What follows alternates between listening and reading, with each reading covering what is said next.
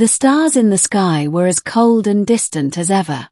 I had been traveling alone for weeks, a mechanic on a small freighter, passing through the outskirts of the galaxy. My ship, the Orion, wasn't much more than a rusting hulk of metal, but it was mine. I'd fixed it up over the years, patched it, and made it as good as it could be. That was the life I lived, keeping things running, traveling through the vast reaches of space, delivering cargo, and living in the quiet solitude that comes with working in the fringes of the galaxy. It was during one of my routine cargo runs when I received the distress signal. It was weak, only a few bursts of static followed by a barely audible message. Need help. Food, urgent. At first, I thought it was just another glitch, maybe some interference from a nearby asteroid field or another ship in distress. But there was something in the transmission, something in the desperation that grabbed my attention. I couldn't ignore it.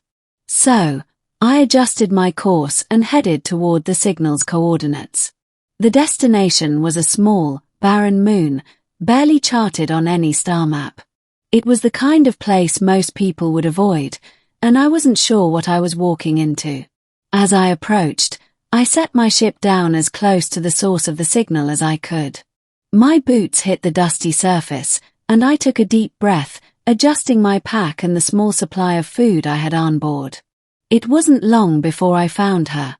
She was lying on the ground near the wreckage of a small craft, her body thin and frail, almost skeletal. Her skin was a pale, translucent blue, and she had large, golden eyes that shimmered with both fear and hunger. She looked like something out of a storybook, an alien woman, desperate and alone, but there was a rawness to her that struck me. The look in her eyes, the way her hands trembled as she tried to sit up, something in me made me want to help her. I approached cautiously, not sure what to expect. She didn't move at first, but her eyes followed my every step, narrowing with a mixture of caution and hope. I could tell she hadn't eaten in days, maybe longer. Her clothes were torn, and her wings, which were once elegant, now hung limply by her sides. I hadn't seen anything like her before, but I wasn't here to study her. I was here to help. "Hey," I said softly, kneeling down beside her. "I'm here to help." Her lips parted, but no words came out. Her gaze drifted to the pack of rations on my belt, and then she let out a shaky breath, her chest rising and falling unevenly. I could see the desperation in her eyes, the struggle to stay conscious. "Are you hungry?" I asked, offering the pack to her. At first, she didn't respond. Then, as if the weight of the offer had finally registered, she reached out, her fingers trembling. It took all my willpower not to pull away at the sight of her hands. They were covered in dirt and cuts, but the way she took the food from me, like it was the most precious thing in the universe, shook me to my core. I watched as she opened the ration pack with shaking hands and took a bite. The way she devoured it, almost too quickly, made me realize just how long it had been since she'd eaten. She looked at me then, and something in her expression broke. Her golden eyes welled up with tears, and she choked back a sob. "Thank you," she whispered, barely able to get the words out. She covered her face with her hands, her shoulders shaking. I didn't know what to say. I wasn't used to this, comforting someone like her. I was a mechanic, not a counselor. But I could see the depth of her pain. It wasn't just hunger, it was something more.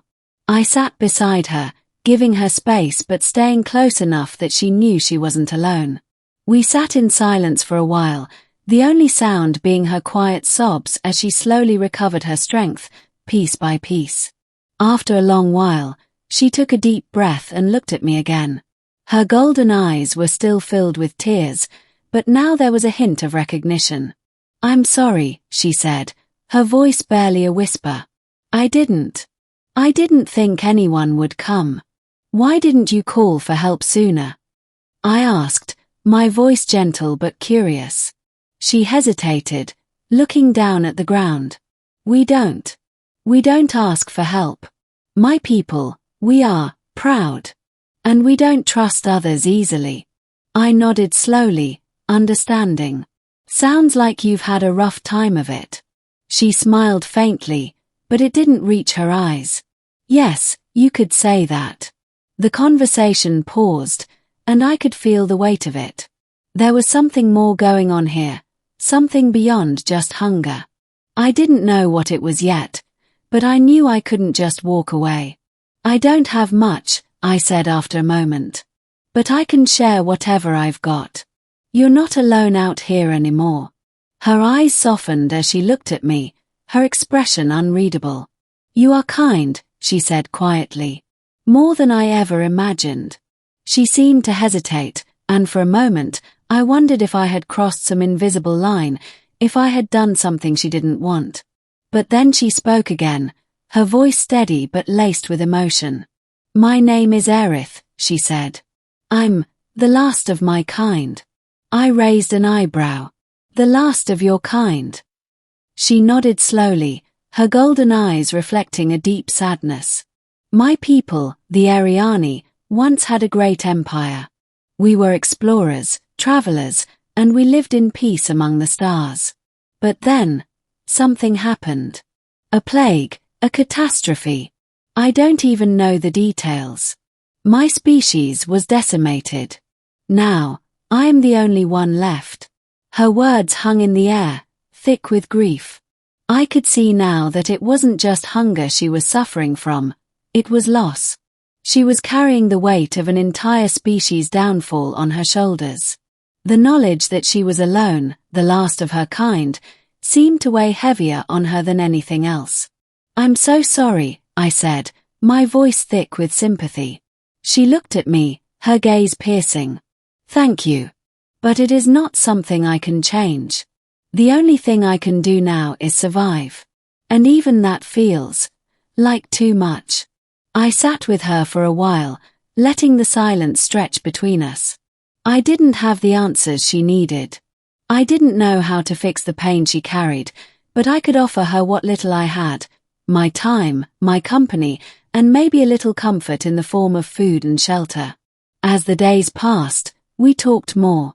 Aerith explained the history of her people, their culture, their lost empire. She spoke of a time when her species lived in harmony with other alien races, trading knowledge and sharing technology. Now, she was all that remained, a living relic of something that had once been great. And as I listened to her story, something shifted in me. I had always been a solitary person, content with my own company. But this woman, this alien who had seen her people crumble, had found something in me. She had found compassion, a simple kindness in the middle of the vast emptiness of space. It wasn't long before I realized that I couldn't just leave her here. I couldn't send her off to drift alone in the void. Aerith had no one left, and I couldn't let her be alone, not when I could do something about it. We can travel together, I said one evening, as we watched the stars from the ship's viewport. You don't have to be alone anymore. Aerith turned to look at me, a glimmer of hope shining in her eyes. You would do that? Even after everything? I smiled softly, my heart full. I'd like to. I can't change what happened to your people, but I can offer you a future. A future where you're not alone.